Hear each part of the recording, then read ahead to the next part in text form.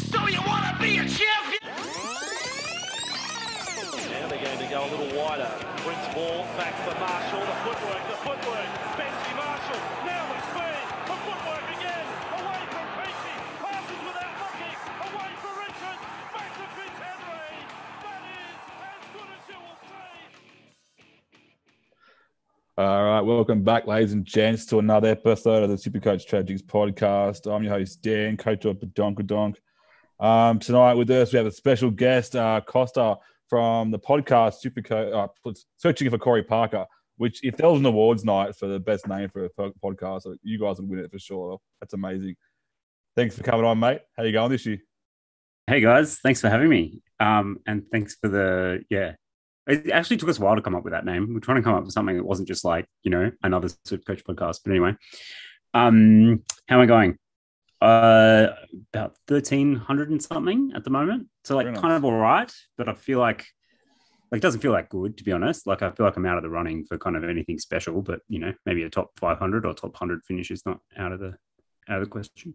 Yeah, well, there's always room on the trophy cabinet for another keyring, mate. So you can always get one of those too. Yeah, that's right. Awesome. And just for the listeners as well, what day you guys release your podcast, Searching for Corey Parker? Whenever we can get to it. We're like, I try and record on Tuesdays ideally, but sometimes it's Wednesdays. So at the moment, because Polly's the guy that I was originally doing the podcast with, and he's got a really young kid still. So he can only do it like once every 4 to 6 weeks or something. So some weeks, if I'm busy as well, I'll just leave it for a week. There's enough podcasts out there at the moment, I think, to cover the kind of weekly trades. So yeah, at the moment we're just sort of getting together when we've actually got something good to talk about. Yeah, I think there's so many good podcasts out there at the moment, and what I like to do is, even the last few years, listen to every podcast and get all the information I possibly can, and then make my own mind up. And it seems to be the best way of doing it. It's the only way you can get better, I believe, anyway. So, and the thing that I love your podcast because it really gets into the player stats as well. Really in depth, a bit more different what other people do, and I really like listening to that. So, so are you on the Spotify, YouTube? What format? Yeah. So we posted up on SoundCloud. So if you're a SoundCloud user, you can use SoundCloud, but then it goes to Spotify and pretty much every podcast app. No YouTube, but every podcast app should have it on there. Yeah. Awesome. All right, guys. Make sure you find your favorite podcast provider, search for Corey Parker, and give it a follow, guys. Jump on. It's good stuff. All right, with us tonight also we have Glen. Glen, mate, welcome back. Hey, mate, how you going? Not too bad, mate. How was your week? Oh, you know how my week was, mate. I'm spewing. I went up 500, but I had to eat a bit of Humble Pro. I was going to buy Manu for Tafe, and I changed my mind and decided to buy Brown looking forward. It was a bad decision. Mane decided to have his best base game of the season, and just, it hurt. But, I mean, I still went up 500, so at least it was green arrows. But I really like my side going forward, so there's a plus. I have 24 playing players at the moment, only one NPR, so that's something. Well, what you guys wouldn't know, the listeners out there, that just before recording, Glenn said, please don't mention Manu, and it took you 5 seconds to mention him yourself, mate. So, but what I will say is actually, I think last week's podcast, I said that I think I made comments in passing that Manu will get 140. I think I said that a few times there as an idea. And hey, guess it wasn't part of my bold predictions, but I got it right. So I'll take that. You actually killed it this week on our TikTok one. So everyone you actually came off. You had a good week there. Can I just quickly shout something out before I forget? So SuperCoach Stats, we all know who he is. He actually added Tragics this week onto his site. So just thought I'd give him a shout out and say thank you for doing that, the SuperCoach Stats guy. Yeah, awesome. And also, as you touched on there as well, I've been putting up TikTok videos before every game, just after the team lists are announced there. And I give you my little tip for the game. And I'm not sure how long I can keep it up, but I was pretty spot on with all my tips this week. So unfortunately, I didn't have any of the players that I tipped, but they all did pretty well, the ones I picked. So just keep an eye out for that, guys. And also, welcome back, Ross Mann. Welcome back, mate, from the SuperCoach 360. Yeah, thanks for having me on. How'd you go this week, mate? Yeah, it was okay. I got an 880. I think I ran about 14 players, so it wasn't great. Didn't have Garrick, Manu, or Drinkwater or anyone like that. Captain Angus, which wasn't too bad. Moved up about 7,000 places, but that's not hard when you're sitting back in 28K at the moment. So I'm up to about 21K now, but still a long way to go. Yeah, I won't talk about my week. Everyone knows, all the regular listeners know that my week is pretty much right off. I didn't plan on. I'm a head-to-head player. If you don't know Costa, I'm a head-to-head player. So I didn't worry about this week at all. My plan was to build up for round 17 and for the run home. So I won't mention my score, 400.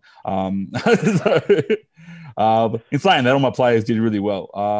That they just didn't have many of them, unfortunately. So. All right, guys, let's move on to Market Watch. So we'll talk about trade-ins first. Start with you, Costa. Number one trade-in this week, mate, as of before pre-recording, was Ezra Mam. Number one traded in. I think this makes sense with people trying to get some cash.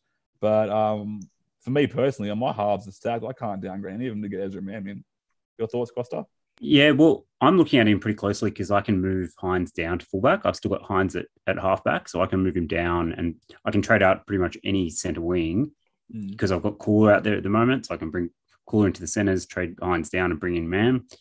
The question is what's happening with Gamble. So apparently there's a bit of scuttlebutt that he might have broken his leg, but we don't. That's complete hearsay. I don't know that.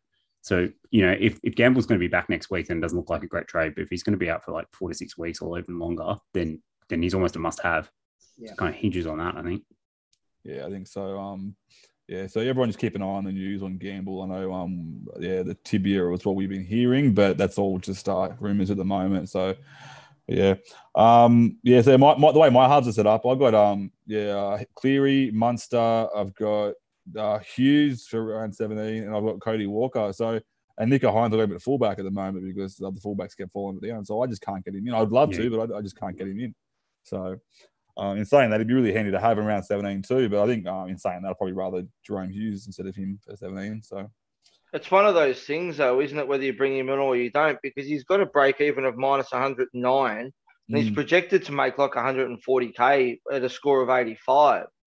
So if you miss, if we don't find out, we probably won't find out before the game starts whether Gamble's back next week or not, like how bad the injury is. But it's like if you don't get him this week and he's going to be over 300K next week, like you're nearly going to have to miss out on him at that price. No, he won't be over 300K. He'll probably be around at 240, 250. No, but I'm saying if he gets 85, he goes up 140K, which puts him at 310. Yeah, right. So it's just one of those things that I'm running the risk because I've got to get rid of Snyder. He's just sitting there as dead wood, so I'm going to get rid of Snyder and bring him in. I'm just going to run a risk with it.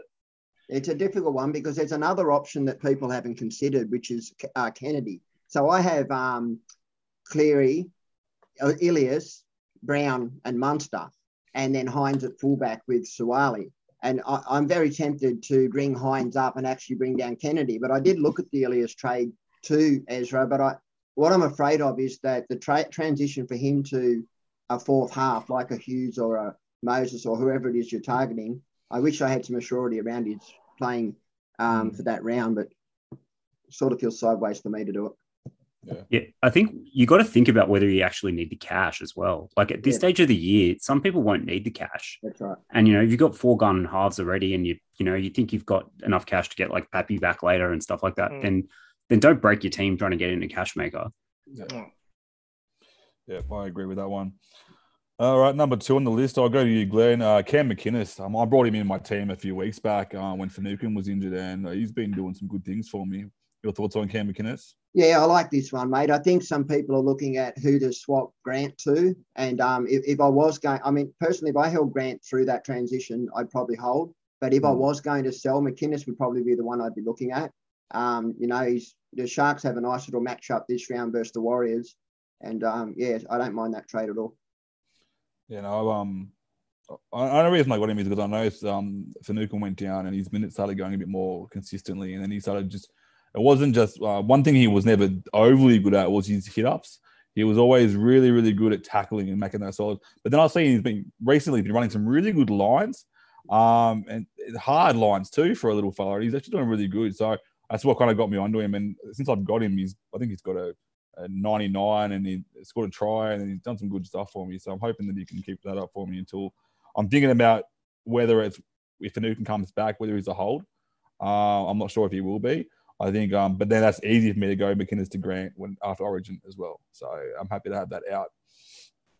All right, number 3 on the list. I'll go to you, Ross. Campbell Graham, another guy that I've got in my team. All these guys are in my team, and I'm ranked so lowly. I'm confused. Yeah, I like the trade. I'm actually bringing him in this week. I'm actually going to go Tuipulotu from Manly to Campbell Graham. I really liked it. I think he's got a break even about 26, so he's going to make you cash. He has got a couple of harder games coming up, but I don't think that's going to matter too much. I think he's been pretty consistent the last couple of games in particular, and yeah, I wouldn't be talking out anyone from not trading him in. That's for sure.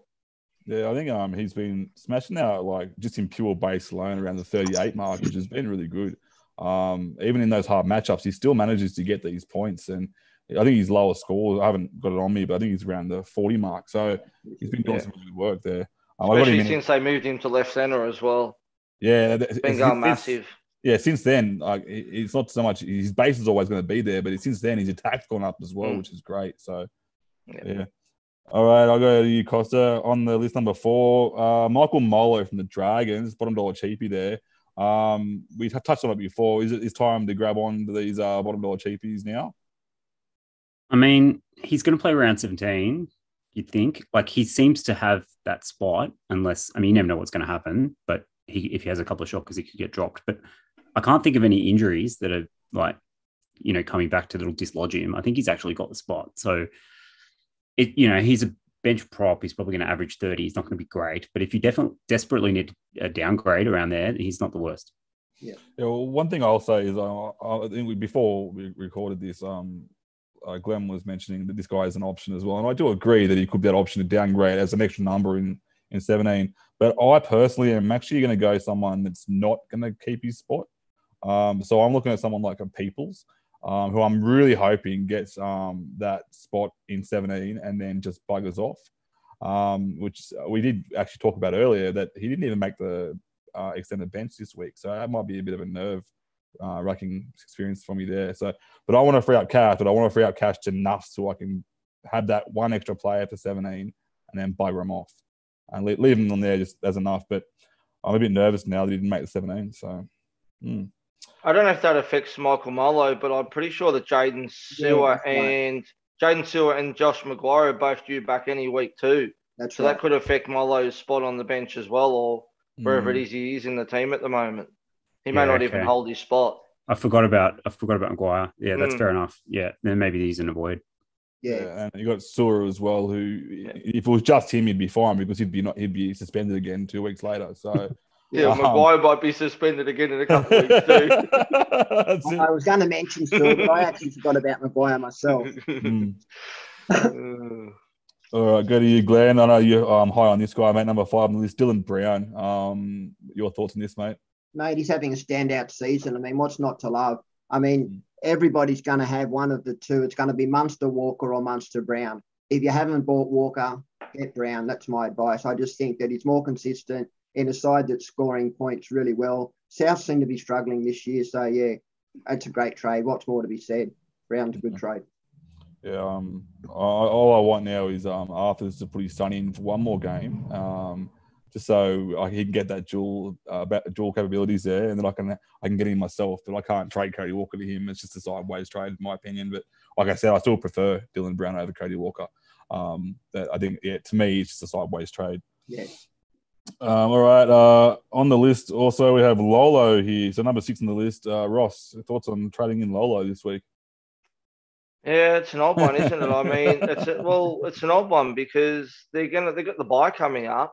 I know he's been scoring well, but I don't know if I'd be bringing him in at the moment. I'd be looking at bringing someone who's going to probably play round 17, to be honest with you. But look, I can understand that he's a keeper, but it just depends on how your numbers are for 17 and whether you're playing overall head-to-head too. So, if it's me, I'm not, but I'm playing overall, but head-to-head, I can see it. It makes sense to me, but yeah, I don't know. What I think's happening here is that people have probably got Tavita Panга Jr. and they're probably thinking, what can I do in the front row? Someone is a duel. Probably, and they're looking for someone that they can do that's a duel. That's right. Look, Lolo, on the games that are close, he's going to play big minutes. But any game where they get good ahead, you saw what happened. They rest him, and you could get 20 out of Lolo, or 100, or probably not 120, but probably 80 or 90. So I don't think it's a good trade at all. And I traded Lolo out when he got injured. And the reason behind that was, even though it was only one game and he's going to play around 13, the reason behind it was, first of all, I didn't need him for around 13. I don't care about 13. That was my prerogative. And then I had to think, the last question I think of is, was he a keeper? And I don't think he is. So he's done his job, and I was happy to have him that whole time.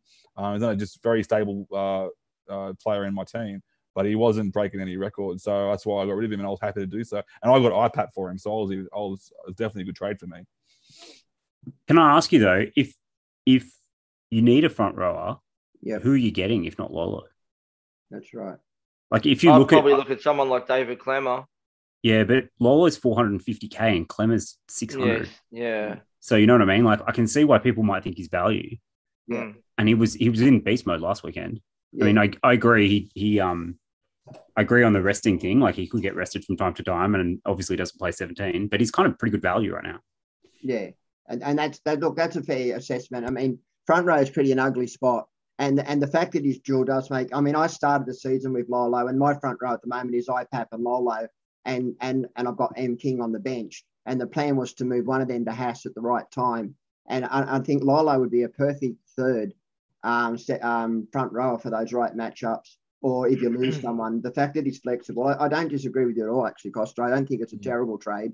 I just think that it would be one for more. If you're building for round 17, it's a little bit odd. Yeah. That's my only query to it. Yeah, I don't know if I'd bring him in this week either. But I've got IPAP, Lolo, and M King, and I'm probably just going to run with him all the way home. Yeah, me too. Yeah, I don't think there's any reason to, there's not enough points in the front row to bother trading. Like, even doing a Lolo to a Haas, I just don't see that that's going to make that much difference. Especially when we're going to need money to get players like Grant back and Tedesco and IPAP. And Pappenhausen. Yeah, that's right. That's right. That's what I meant. Yeah. Yeah.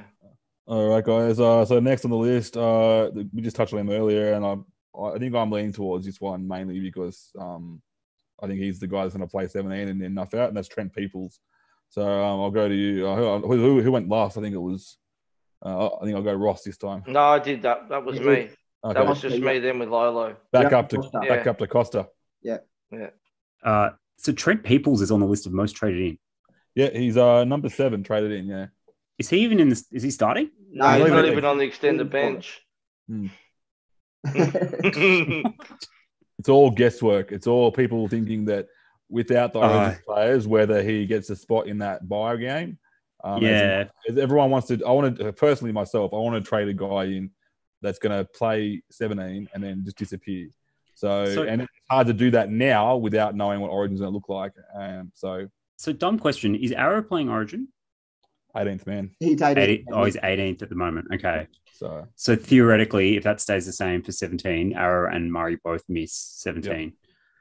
And so there's some chance. But there was a game, I don't know, it was like last week or something, or a couple of weeks ago, where like a couple of them were out and he still didn't get a run, right? Yep. Yeah. Saleh played lock and Arrow went back to the second row. Yeah. Yeah, right. So theoretically, there's one more spot there. Yeah, look, I'd be waiting until he gets another run. Yeah. Honestly, I mean, if you need a downgrade, I don't know, maybe get more or something like that. But there's no guarantees he's going to get a run.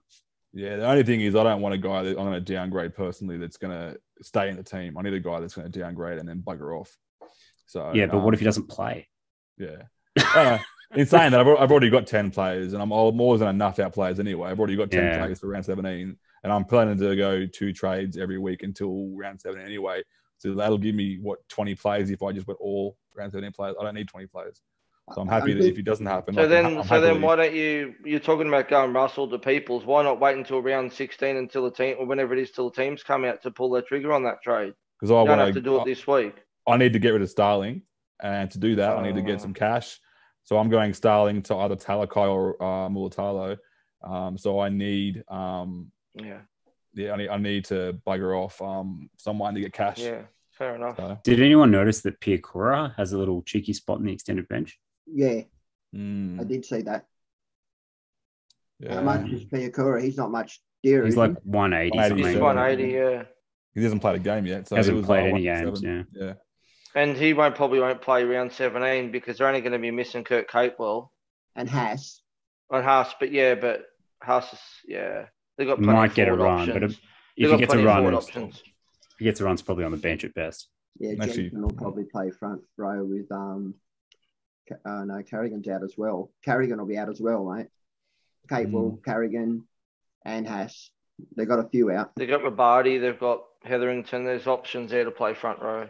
Just so what I will say on people, I don't like the trade myself, but I will say it's that I imagine a lot of people are doing, like for me, example, I've got 6 second rowers, and it is actually an option of going firmer to people, and then it gives me a stack of cash in my bank, because the only place that I'm weak is at centre wing. I've got 5 centre wings with Sawali on the bench, and then I've got Schiller and that Viliami. So I imagine that people might be looking at downgrading someone like a Firma to a people so they can turn a centre wing in. I'm just trying to imagine why people are doing it. And I imagine they're probably nothing one to build elsewhere, maybe.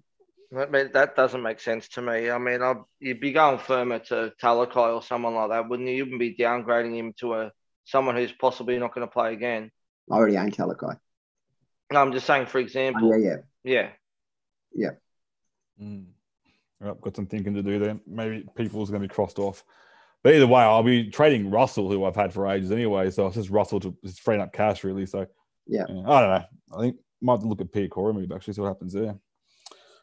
Alrighty, next on the list, I'll go to you, Glenn. I like this guy, actually. Number 8 in the list, Zach Lomax. I really like him. I like him as a super coach player. I don't like him as a person much. But have you met him? Have you met him, or is he just? No. I mean, I don't. I don't like the way he behaves on the field. He's got a bit of dipstick in him. But look, Lomax is a great player. He's one of the best offloaders. With that left-hand flick, he seems to put away. Lomax, I love it. I someone I'm looking at. Yeah, no, I really like the Lomax trade, actually. Yeah.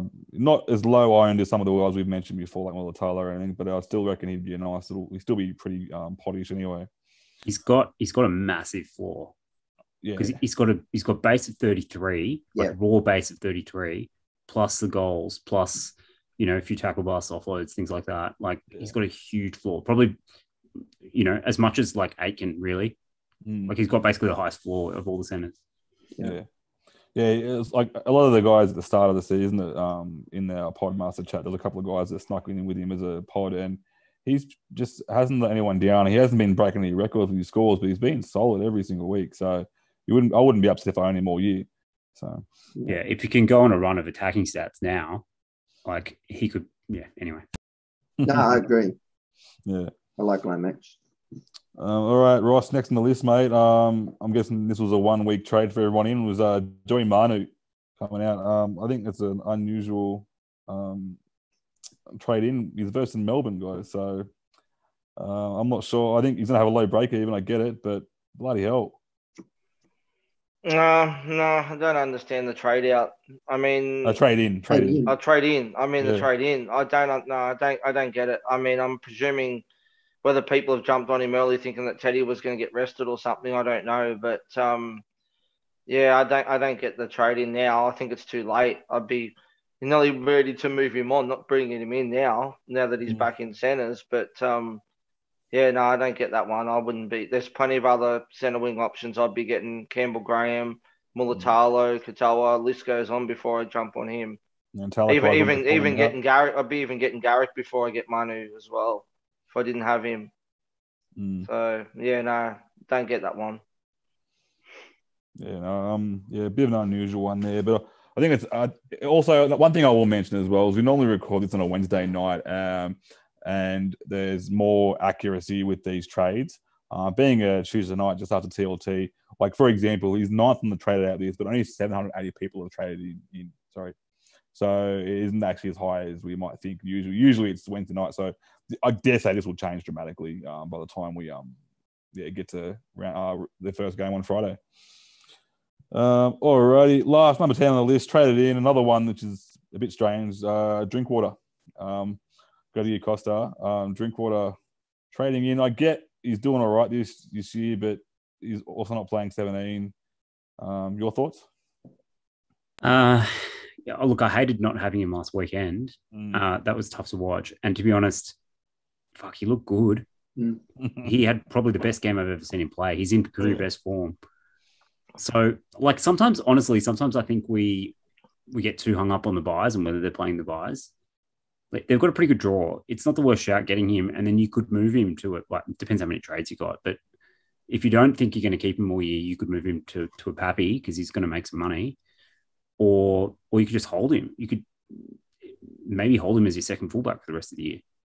Yeah, that's exactly a thing that I was thinking before. We've always had the plan, say, to have a Turbo Teddy or a Turbo Pappy combination. All these players going down. This is the reason why I moved Hines back to fullback, is because there's not any clear-cut options there. When Pappy gets back, yeah, get him, obviously, but no Turbo. And Teddy he's stepped up a little bit recently, but at the start of the season, he wasn't that great. So I think you're going to nail that fullback spot. Yeah, and it's probably a long time for Teddy, right? Like, yeah, you probably don't want to get Teddy back until about 18, 19. So there's a while to go there. I don't know. Look, I probably wouldn't do it now, but yeah, the time to get him was last week, but I don't hate it. Yeah. That's it. All right, let's quickly brush through the trade outs. We won't talk too much on them, guys. Number one, Joseph Suwali. I think we all agree on trading him out. Would you say that? Yeah. Costa? Oh, I'm battling with this one. I'm not trading him out. I think he could be a pretty good fifth or sixth centre wing. Yeah. Down the track, depending on how deep you go. That right wing has always been a good spot for the Roosters, and they're starting to look better. And his base isn't the worst. I mean, he hasn't been setting the world on fire, but how long until he scores like a triple? Yeah. So if you don't know this, Costa, but just before you came on, we were talking about this before. I don't know Suwali, but we all agree this guy, you could treat him like a coach and have him as that. Only play on matchups because obviously they're go-to. Like you saw him in the last. They had about 5 attempts to kick it to him, and he finally got one down. But if he gets just 3 of those, that's 3 tries right there, which is what 36 maths points. It's more than that. It's more than that. Yeah. Yeah, but it's like he's definitely that guy you can just play, and it's like it's having a coach in your team that's going to have that high ceiling, but without a coach floor, which is what you really don't want to have. Yeah, so I think, his floor is better than Coates. They haven't been putting him away as much as they have been Coates, but yeah. So I'm trying to decide between him and Billy Smith to trade out. Right now, Suwali looks like he's going to lose some money, and he's got more money wrapped up in him. So trading him down now to like an Ezra Mam is going to free up more cash for me. Yeah, but Billy Smith is shit, and Suwali I could actually, as we said, hold for as a 6 or 7 centre wing all the way down the track. So it's actually a tough one. Mm-hmm. So my centre wings at the moment, I've got Targo, May, Campbell, Graham, Talakai, Aiken, and Suwali and Koala, and then Schiller. And the thing, and Aiken, sorry, I've still got up in second row, so I'm going to bring him down. But Suwali, I'm actually holding. I'm actually, as I said before, the 2 on this list, everyone in there, I agree with the trades, but the Ming and the Suwali trades, the Suwali one is the one that I really think after this draw pretties up a little bit because it's got a bit of a tough draw. I think Suwali could be that one you could play on the matchup. And I do believe he's got a 2 or a 3 try spurt in him. Mm. Yeah. All right. So we'll keep moving down this list anyway. So I won't talk too much. Obviously, I reckon Black Tat's a definite sell. No arguments there. Christian Tupolotto, we spoke about him last week as a potential option to keep as a backup centre wing as well. I'm not sure your thoughts on that. If they've changed at all there, Glenn. Yeah, well, I don't own him. I feel like based on what's available for round 17 and beyond, I don't know if he's a keeper for me. I think if Turbo was in the side, I'd be more inclined to hold him. But geez, the kid's got some moves. I mean, I don't hate him, but you saw what he did in the bye round. What did he get, 15 or something? He didn't do too well. I think that's probably one I'd be looking to move on. I don't hate that, selling that one. He hardly got any ball. I hardly went inside at all the whole game. Yeah. Either. And he doesn't actually not look for it. I've seen him in the past. He actually looks for the ball and tries to bring it back. So yeah, that was a Manly game plan issue, I think. You could wait a week. He plays the Tigers this week, but he has got a high breaker, even though so he will lose cash. Most likely. I don't have him, but if I had him, I'd take the money and run. Yeah, I'm taking the money and running. I get exactly what I'm doing. Yeah, he's going to Campbell Graham. Yeah, it's a good sell. Nice one. Well, I think the best thing to do with him would be to trade up. If you could, definitely, I wouldn't trade him down. if you've got someone like a Billy Smith, like Costa there, yeah, he's a trade down. But I think, yeah, Tuipulotu, you want to trade him up. I reckon he's that perfect guy that you can just upgrade. Yeah. All right, next on the list we have Ilias. No arguments here. I think Ilias is a pretty good trade out. A bit confused by the Kiraz trade. I guess. What's his break? I never got him in. I dodged him. 5th traded out. He's made 120,000. How did he score last week? Or didn't play about last 30. Week? He got about 30 last week. Yeah. So, but that to me isn't. He's still 296. He's worth. He's still got some money to make. Unusual selling, but each to their own. I'm not going to argue with people there. I think. Yeah. Break even's 45. Oh, it's a bit higher than I thought. Yeah. If you've got nothing, if you've got nothing like no one else to get rid of, I don't mind getting but rid of him. Who are they trading him to? That's the question. Unless they've got the jewels to bring him, man. Yeah. Who else would you trade him to? Like he's only like 245k.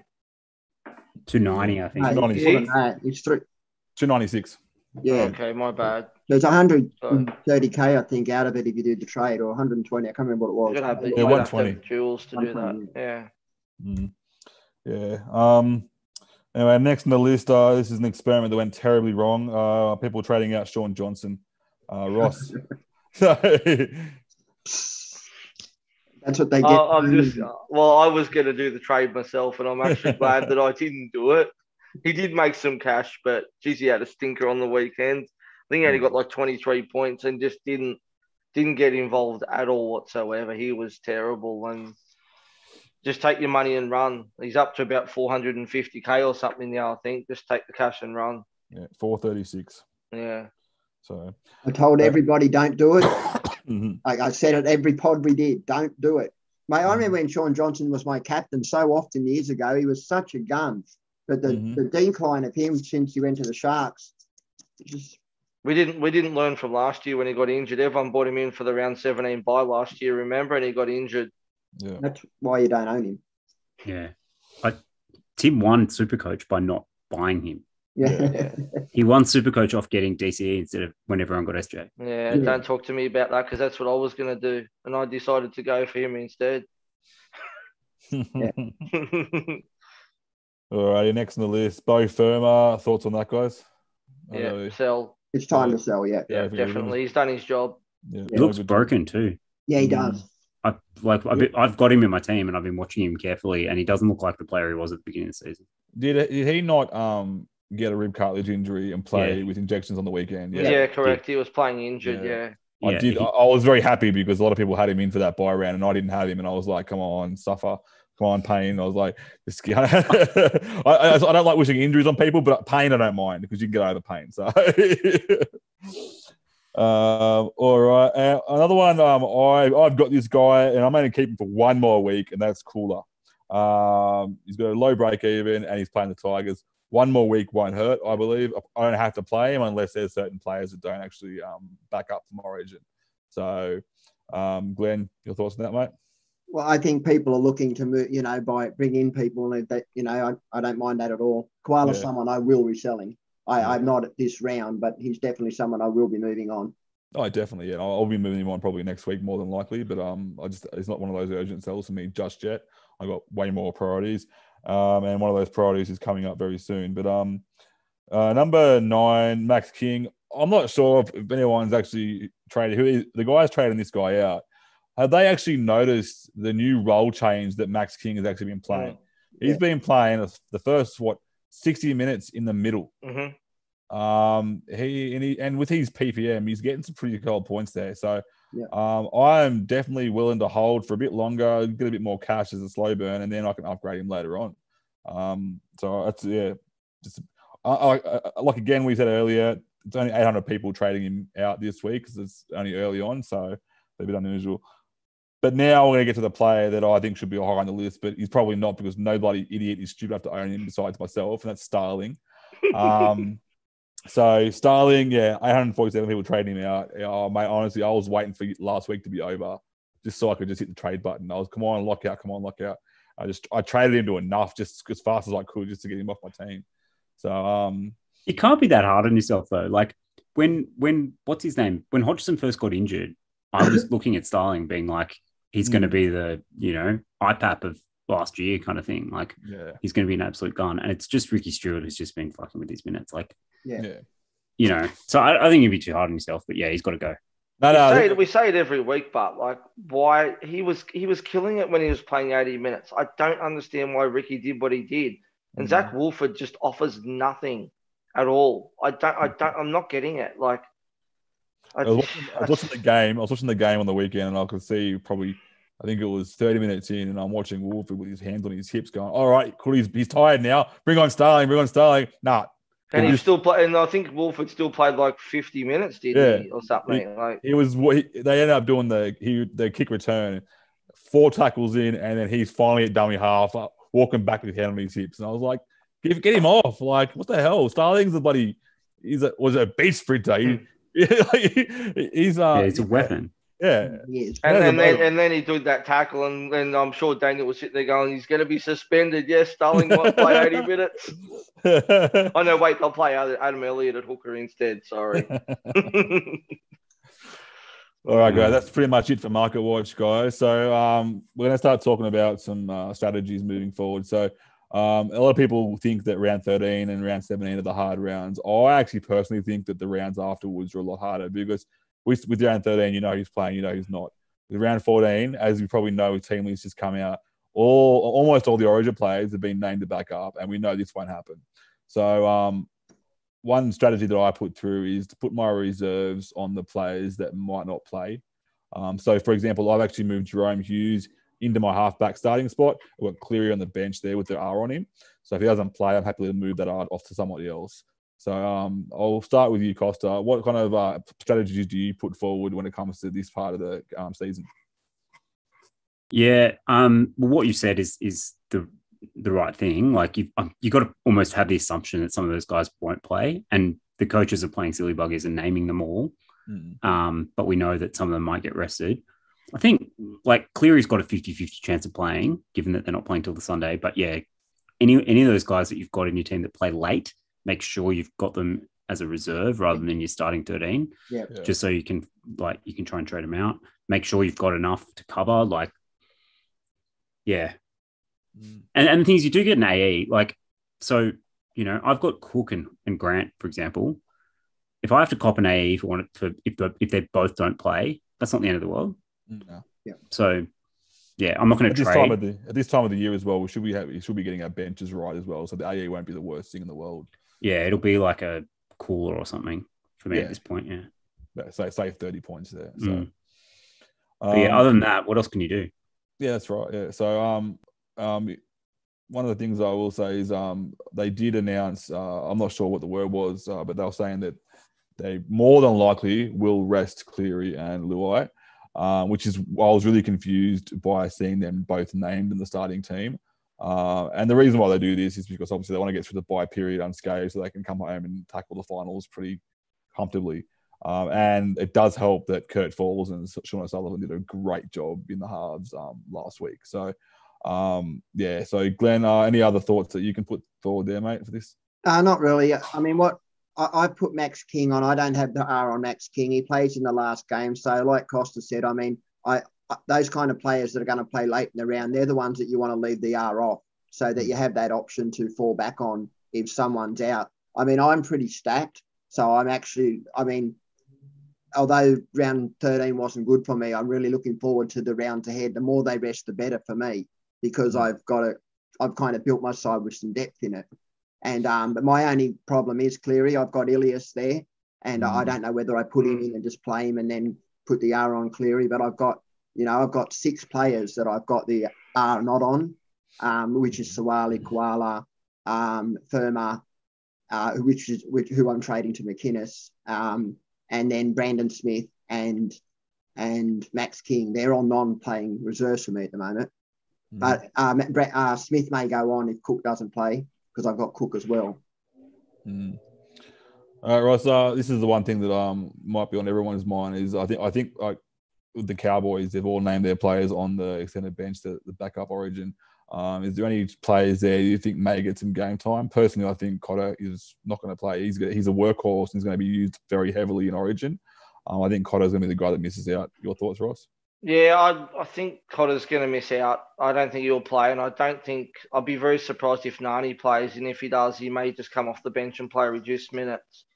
Val Holmes, if he gets through the game, okay, no reason. I don't think there's any reason why he shouldn't be playing.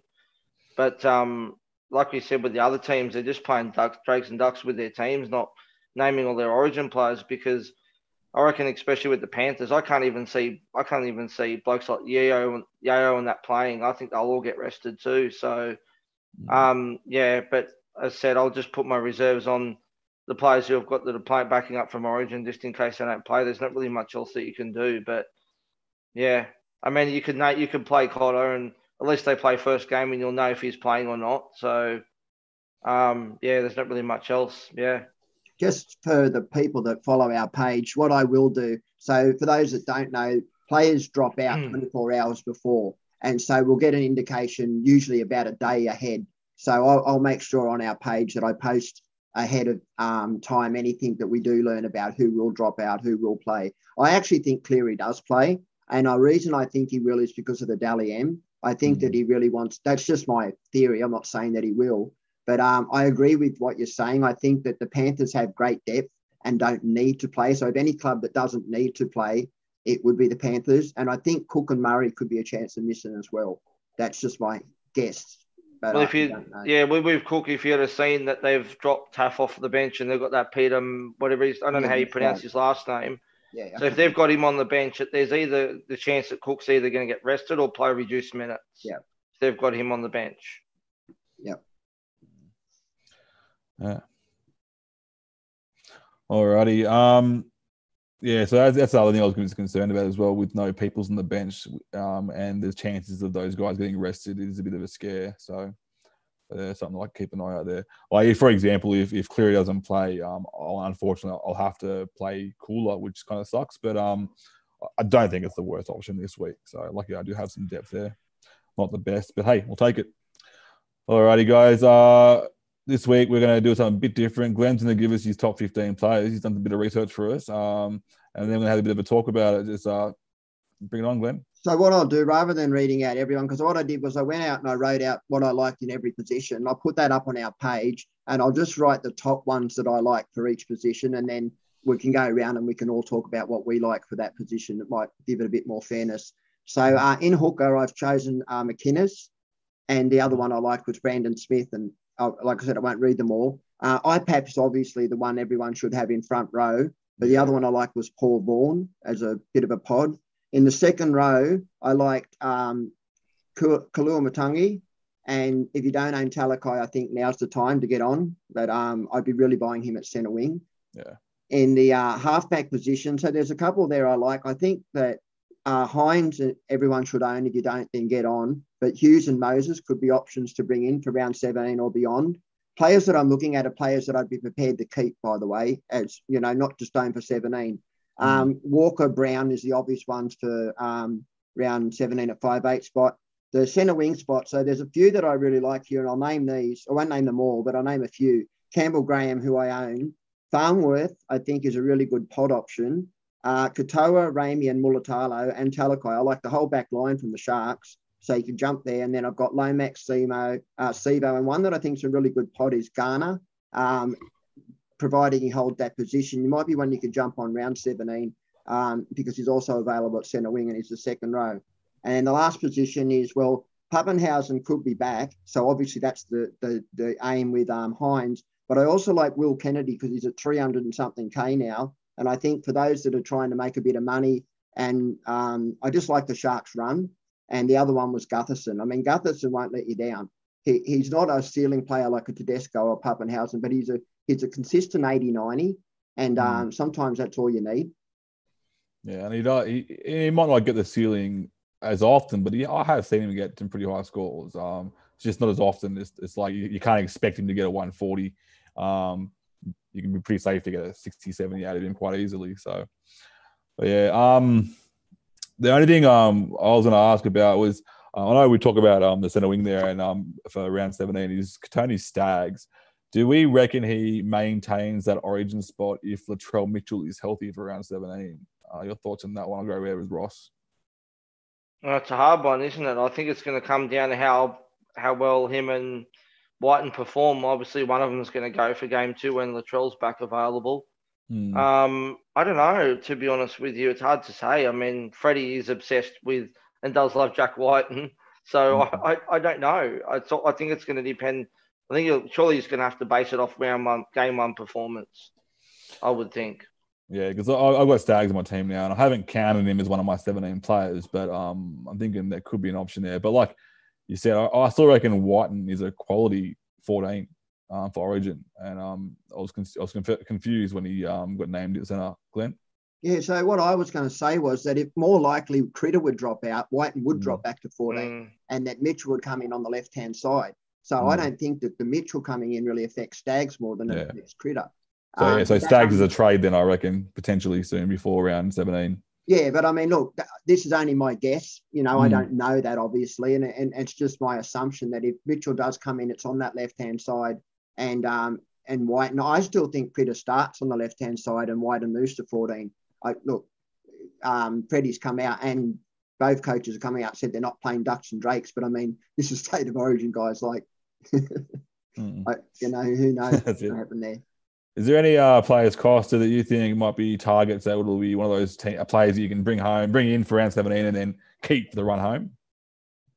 Yeah, I mean, I think Glenn mentioned most of the ones that I'm looking at, but what I will say is it seems like the centre wing's the place where we're going to have the most variance, and that's the position that it looks like you might be able to do something with. And just looking at draws between now and 17, I think it's the Souths and the Sharks and maybe the Eels that have the best draws and the kind of teams that might be able to put some points on.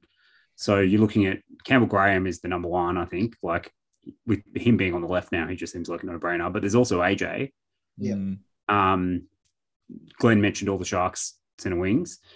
All those guys are, they're all pretty good. I'm not really into Sivo until we see him.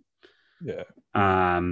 And then those two halfbacks you mentioned as well, like if you've got Hines down at fullback and you want to get Moses or Hughes in as a kind of point of difference, I don't mind that as well. Yeah. One thing you touched on before was the draw leading up to round 17, but the draw after 18 onwards for the Parramatta Eels is actually quite handy as well. Yeah. So you could look for a long term and get those Eels players in there. That's why I do really like Glenn's call on Dylan Brown as well. I think he's a very good player to have for the run home, and you'd be happy to keep him for the rest of the season. Can we get him one more game in centre wing so he's dual? Yeah, that'd be great, wouldn't it? That would be awesome. Then, that would be actually really good. Then I could get drink water. Yeah, that's it. Yeah. Is there any players that you've been eyeing off, Ross, that you'd be bringing in this round or even before the bye round and that you'd keep that we haven't mentioned? I think they've all been pretty much mentioned, to be honest with you. There is some players I like Mitch Moses, Dylan Brown. There's a stack that I really want to get in. The only position that I'm really struggling to find at the moment is front row and second row forwards, but yeah, they're the main ones for 17 because there's not a lot of depth there for 17, to be honest with you. So I might just have to take a hit in some of those positions and just stack up elsewhere instead. Yeah, I think there's only one real standout, I believe. Bear with me. Make sure I'm not going crazy.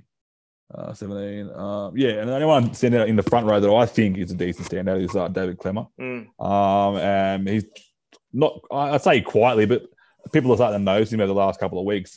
He's been quietly plodding along, getting some really good scores, really good base. His offload is coming out again, which is what we loved when he broke out into the scene in Newcastle before. So I'm hoping that they're allowing that offload to come back out again, which is doing pretty well. A couple of my mates that are actually doing quite well this year jumped on quite early, and he's doing really well. So he's the guy that I might get as my second front rower moving forward. So I've got very crappy front row at the moment. So I got IPAP, he's the only thing good, and then I got Musgrove and Max King and Leo Thompson. So I'll be downgrading one of those guys more than likely Musgrove, and then upgrading Max King in a couple of weeks to Clemmer.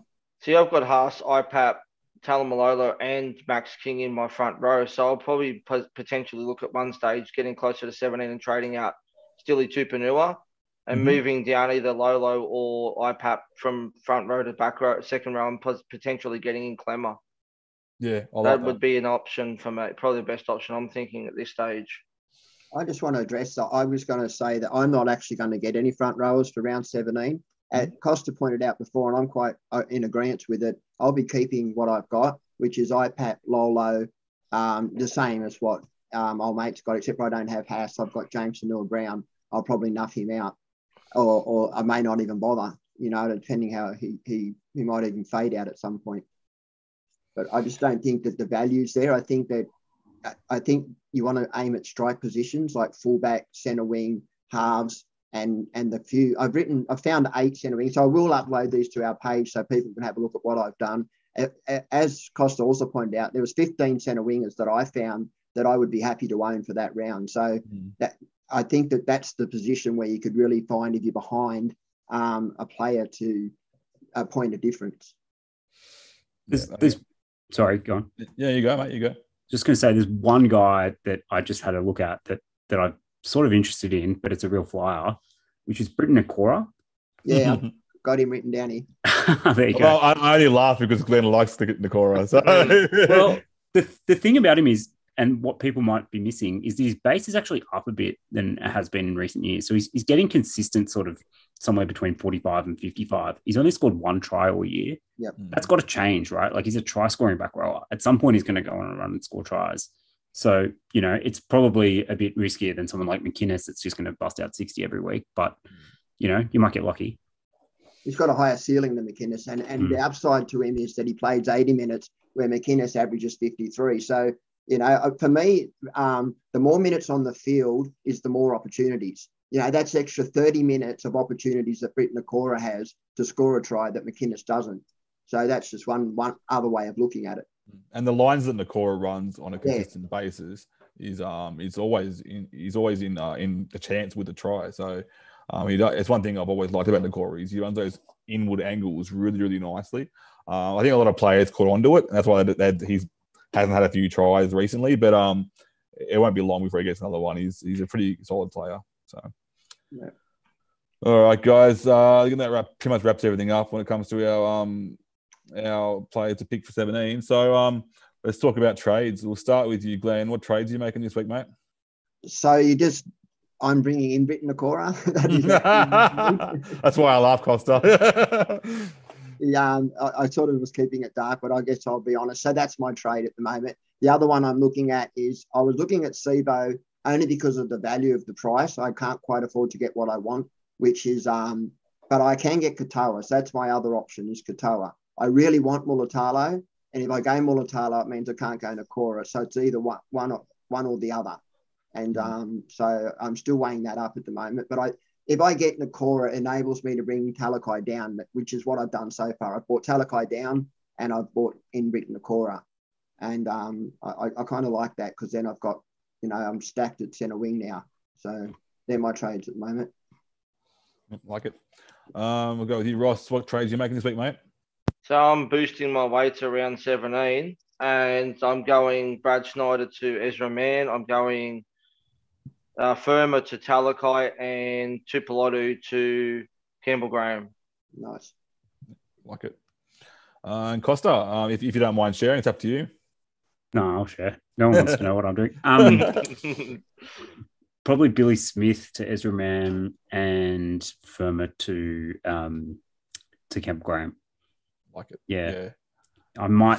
I've got to do something with Nat Butcher at some point. Yeah. But I don't really want to burn a boost getting him out. So I'll probably leave that for the moment. What was the go there last week with his minutes? I have no idea. But I don't like the look of their bench at the moment. It's very forward heavy. So it might have just been that. He got a kick in the eye, didn't he? Isn't that why he went off? I don't know. Oh, is that right? Is it? Yeah. Well, that's what I thought. So if that's the case, then maybe I can hold him for a bit longer. Yeah. Because Rapano lashed out at him. He went in at Rapano's legs and then he kicked out. Rapano kicked out and he went off just after that. He went off in like the 23rd minute or something and he came back on with like 7 minutes left. Oh, is that right? Yeah, so I didn't pay attention. Yeah.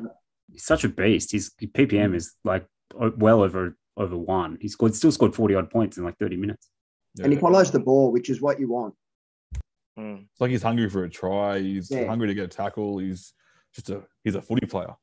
He's a footy player. All right, guys. So yeah, my trades was, and maybe it's going to change now. It was going to be Peoples in for Russell, and then Starling out for Talakai. I'm thinking of a few ideas where I can't afford Talakai if I just trade Starling out. However, I can afford Sivo, and whether I'm ranked, I might actually hold off on that Peoples trade and just bring in Sivo. Risky as hell, but I got to risk it in the end, don't I? Really, because I'm ranked 42,000. Yeah, need to bring it back. Plus, being a head-to-head player, I think that pod would be a pretty handy little pod against my head-to-head. So, all right, VC and captain choices. Let's start with you again, Glenn. What are your plans this week, mate? So I've got VC on Campbell Graham and Captain Hines at the moment. Yeah, I like Hines at the moment. Yeah, he's a pretty solid choice there. Ross? I've got the C on Hines. I haven't decided on my VC yet. I may go Campbell Graham, but I'm not sure now that don't know yet. Not sure. One thing I will say, I know he did pretty well last game he played, but Campbell Graham's ceiling isn't overly that high. I often avoid VCing him. He did pretty well the other week when he got like 130, but yeah, I don't like to VC him because I think 130 is that scary point to loop. Well, the reason I'm doing it is I've only got one NPR, and so I'm sort of forced into a position with VC. Yeah, no, fair enough. Costa, mate, what are your ideas for VC captain choice? Yeah, pretty boring. Probably the same. I'm looking probably at Campbell Graham and then maybe either Hines or maybe Cleary if he plays. Maybe, although he could get a late rest even if he does play. So maybe he's an avoid. Yeah, I mean, it looks like the Sharks, Penrith, and Souths games are probably the ones to target. I did something pretty dumb last week and got Josh Schuster. if he for some reason DCE's out, maybe I'll take a punt on him. VC. I was hoping that the 80-minute game that he played in 5'8" might actually give him some game fitness, so they might feel the need to put him back on that edge for 80 minutes. But I don't think he looked very fit still. I think he couldn't even turn his head to pass the ball. He was always doing this. So, all right, guys. So I'm going to go a little bit different this week. So my VC is actually going to laugh is Hines, and I'm going to captain iPad because I got Russell in the last game that I can, if I don't trade at Russell, I can actually go VC Hines into iPad. Is there someone you can take out though? You better just be careful. Yeah, good point. Actually, I haven't even looked at my team. I probably should do that. I got plenty of players there. I could got plenty enough, that's for sure. You need someone in your centre wing that's playing in either the last two games, Sunday or Monday. Yeah, hopefully someone gets ruled out. Stags. But yeah, that's why I'll have to look at that again. But I really like the idea of captaining IPAP this week against the Bulldogs. I think that's a bit of a different point of difference there because I find that Bulldogs, we mentioned it before, Bulldogs have a really solid forward pack. They've always had a pretty solid forward pack, and good forwards tend to do well against other good forwards. They tend to step up a little bit. So I think it's going to be a very good matchup for him. Yeah, Brown would be a good captain choice for people too, that if they want to look at someone with a ceiling in that last game versus the Dogs. I agree with the Titans playing the Sharks. Titans playing South, is it? Yeah, it's the Titans playing South, Warriors playing Sharks, and Eels playing Dogs. I agree. Those are the three that you'd really want to be looking at for the ceiling. You'd be VCing Cody Walker against the Titans if you owned him, wouldn't you? Yeah, if you owned him, yeah. Or AJ even. Could be another option. Yeah, I might need a VC Walker now. I can't put the captain on Hines because of that. Stupid bloody no bench players. Cody hasn't really looked like going like 150 though. You know, like even in his good games, he's only getting like 100. Yeah. His good games last year was cracking 150s easy. Yeah, but it's not the same this year. Yeah. But in his good games this year as well, I've watched him very carefully. He hasn't even looked good. He's getting a lot of luck. He's getting that last pass going behind the winger almost every single time, and it's frustrating the hell out of me to watch. And every now and then one just pulls off and he gets those points. So I'm just hoping that he starts. I've been hoping for a while now that he starts to click, but he hasn't been clicking very well. So, all right, guys. Final thing of the day. Let's talk about bold predictions. I'm probably put you on the spot here, guys. You mentioned this. Glenn, bold prediction this week, mate. Yeah, so I had a couple that I was looking at. So I think Mulatalo could ton up this round, and Hines, I think, could go, 110, 120 score. And I think Dylan Brown in the last for somewhere around a ton as well. Mm-hmm. I like it. Ross? I'm going to go Sivo to ton up against the Dogs. I like it. And Costa, on the spot. Queensland 13+. Oh, get out of here, will you? I'm a New South Wales supporter as well. Jesus. I just feel like there could be a bit of an ambush. I agree. I'm very nervous by this side. I think I'm very nervous by this side. I think that I've tipped us to win 2-1, but I'm doing that with my heart more than my head. I genuinely agree with you. I think that they, on paper, I really like their spine. You know, Grant, DCE, Munster and Ponga, that's a pretty lethal spine. They've got some hard workers. And not only are they hard workers in the middle, they're forwards. They've got quick leg. They've got a good forward pack too this year. Yeah, they've got really good speed. Young guys in form. Yeah. Whereas New South Wales team doesn't look like it's in form to me. No. Little loyalty. And Tarek Sims isn't, that's for sure. Yeah. Well, my bold prediction was actually going to be Sivo to make 115 exactly. It's got to be bold, guys. You can't be doing these like half things, whatever. It'll be bold. It's his first game back for all year. Yeah, and he's going to get 115 exactly. He's going to score 3 tries and get 115 exactly. That's going to happen. That first tackle do an MCL. Oh, jeez. I'm just joking. Right, he'll get 15 or 115. No. Just for those out there that are looking at Sivo, if you're thinking you've got to get him because you're worried about, I mean, he is playing the Dogs, but just know that there's 3 games until his price rise. So you have got a couple of games to look at him before any price changes. Yeah, so he's priced at about 480 at the moment. 470. Around there. So, but yeah, I like the idea of a sneaky jump on early, but it's definitely risky, and I don't recommend it. So he's doing it, and all the regular listeners know that if I bring a player in, I tend to break them. So, AKA Harry Grant, brought him in, and as soon as I brought him in, he went crap for like 2 weeks and then got injured. So. Yeah. All right, guys. That about wraps everything else up for tonight. Is there anything else we have to talk about before we go? No, I just want to say thank you, Costa, for coming on, like all our other guests. And don't forget, I'll put Costa's pod up on our page, Searching for Corey Parker, so that people know where to find him. Give him a listen, guys. I really enjoy his podcast. It's a bit different to what everyone else is doing, and that's what makes his stand out for mine. So I really appreciate you coming on, mate. And I ask our listeners out there to check it out.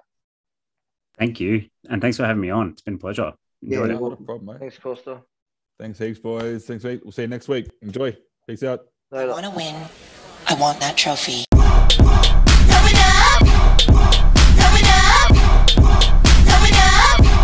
I want that trophy.